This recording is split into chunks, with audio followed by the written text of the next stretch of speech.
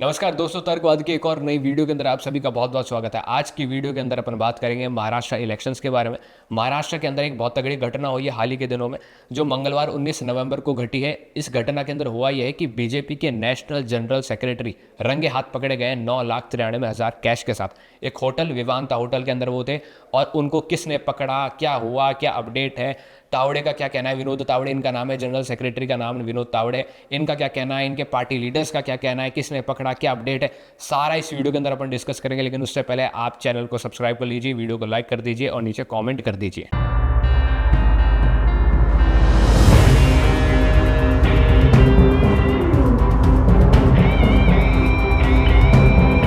दोस्तों, इंसिडेंट शुरू होता है बहुजन विकास अघाड़ी से। बहुजन विकास अघाड़ी महाराष्ट्र के अंदर एक पॉलिटिकल पार्टी है जिसके लीडर हैं हितेंद्र ठाकुर। ये हितेंद्र ठाकुर और अपने सपोर्टर्स को लेके इस विवांता होटल के अंदर घुसते हैं और घुसते ही वीडियो चालू कर देते हैं और वीडियो बनाते हैं विनोद तावड़े का। विनोद तावड़े बीजेपी के नेशनल जनरल सेक्रेटरी है और इस वीडियो के दौरान वो खूब सारे जो कैश है, जो 500 के नोट आपको दिख रहे हैं, इसको वेव कर रहे हैं और उठा रहे हैं और कह रहे हैं कि भाई पकड़े गए पकड़े गए पकड़े गए। इस दौरान ये बताया जा रहा है कि भाई विनोद तावड़े 9,93,000 कैश के साथ यहाँ पर बैठे थे और प्लानिंग कर रहे थे अपनी पॉलिटिकल पार्टी के सपोर्टर्स के साथ, यानी कि बीजेपी के सपोर्टर्स के साथ, कि भाई अब जब वोटिंग शुरू होगी क्या करेंगे, जो ये कैश है जनता को बांटेंगे और फिर वोट ले लेंगे। ये ऐसी प्लानिंग बताई जा रही है। अब ये सारे जितने भी क्लेम्स है बहुजन विकास अघाड़ी लगा रही है, लेकिन इसके अंदर एक सच्ची घटना है, सच्ची बात है। वो ये है कि 9,93,000 का कैश, ये कैश खुद कलेक्टर ने रिकवर कराया। यहाँ पे फ्लाइंग पहुंची है, यहाँ पे इलेक्शन कमीशन पहुंचा, यहाँ पे पुलिस पहुंचे और इन सब ने मिलकर जो है 9,93,000 कैश की रिकवरी की है। यानी कि कैश यहाँ पर मिला है।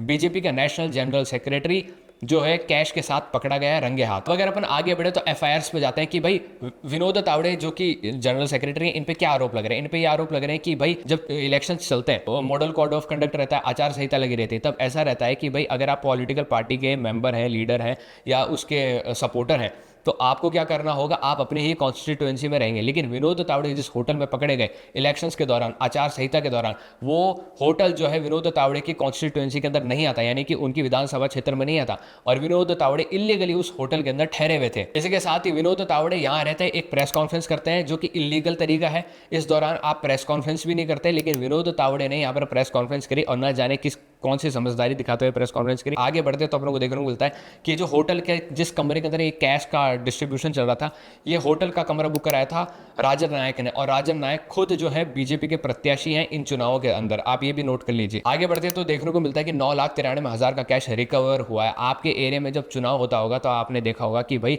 पुलिस की गाड़ियां चारों तरफ रहती है, नाकाबंदी रहती है, हर किसी की गाड़ी रुकाई जाती है, चेकिंग चलती है, किसी को भी कैश कैरी करना अलाउ नहीं होता। लेकिन बीजेपी के नेशनल जनरल सेक्रेटरी आसानी से 9,93,000 रुपए जो है कैरी कर रहे हैं। आगे बढ़ते हैं तो ये चीज नोट होती है कि भाई सीसीटीवी पर बात आ जाती है कि भाई जो विवांता इतना बड़ा होटल है, इसका जो सीसीटीवी है, मतलब बहुजन विकास अघाड़ी के जो लोग हैं और विपक्ष के जो लोग हैं, उद्धव ठाकरे के जो लोग हैं, इन सबका कहना है कि भाई सीसीटीवी होटल के जो है बंद थे। इनका ये ऐसा कहना है कि सीसीटीवी को बंद करा दिया गया था विनोद तावड़े द्वारा कि वो आसानी से ये गलत काम कर सके। लेकिन विनोद तावड़े का कहना है कि भाई ऐसी कोई बात नहीं है।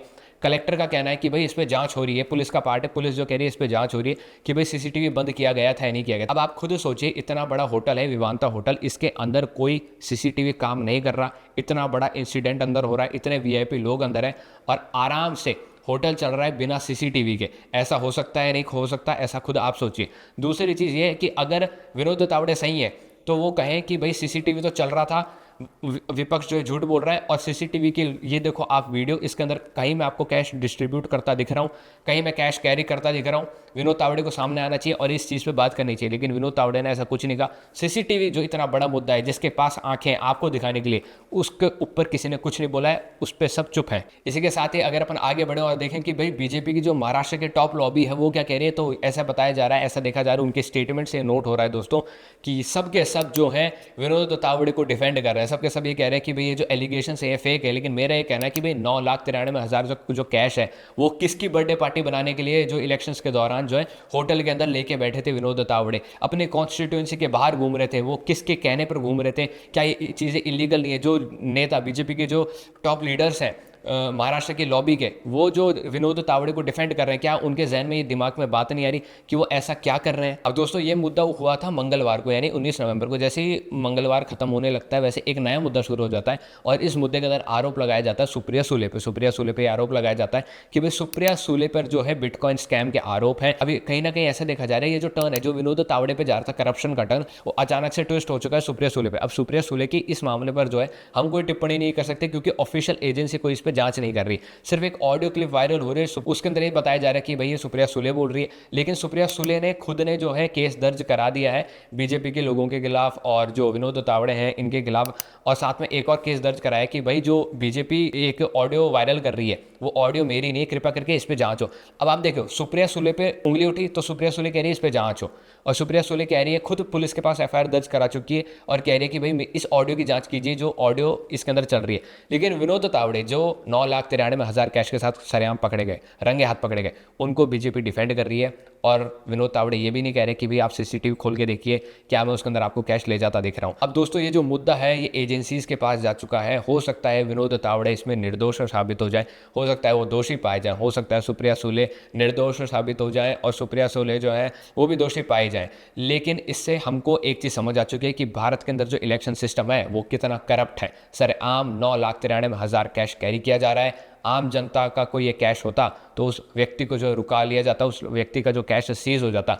लेकिन इसके अंदर इतना बवाल हुआ तब जाके इसका कैश, ये जो कैश है ये जब्त हुआ है। आप सोचिए, नीचे कमेंट में जवाब दीजिए, तर्कवाद को फॉलो कीजिए।